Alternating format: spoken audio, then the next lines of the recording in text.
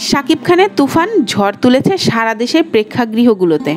সিনেমাটি 2 দশকের ইতিহাসে বাংলা চলচ্চিত্রের মধ্যে সর্বোচ্চ শোর রেকর্ড গড়েছে।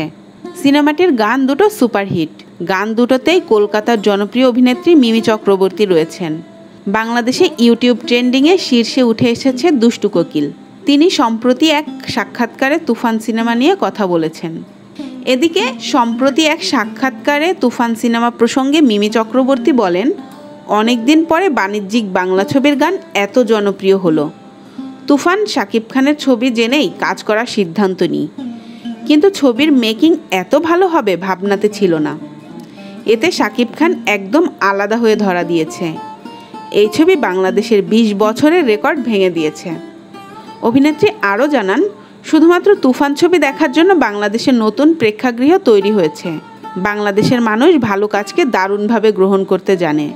এসি ছাড়া হলে এই গানের সঙ্গে অসংখ্য লোক নাচে, আর কলকাতায় এই গান শুনে মানুষ খারাপ মন্তব্য করতে ব্যস্ত।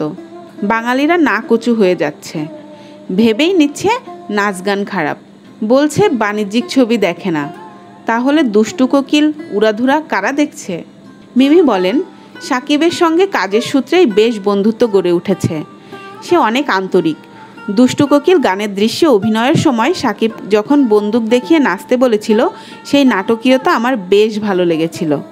প্রসঙ্গত, তুফান সিনেমা দেখার পর এমন কোনো দর্শক এখনও পাওয়া যায়নি যারা সিনেমাটির খারাপ রিভিউ দিয়েছে, এমনই দাবি প্রযোজকের। সিনেমাটি দেখার জন্য মধুমিতা হলে ভাঙচুর হয়েছে। সিনেমার কেন্দ্রীয় চরিত্রে অভিনয় করেছেন শাকিব খান, আর গুরুত্বপূর্ণ একটি চরিত্রে অভিনয় করেছেন চঞ্চল চৌধুরী। আছেন 2 নায়িকা, ঢাকার মাসুমা রহমান নাবিলা ও কলকাতার মিমি চক্রবর্তী। আরও রয়েছেন ফজলুর রহমান বাবু ও গাজী রাকায়েত।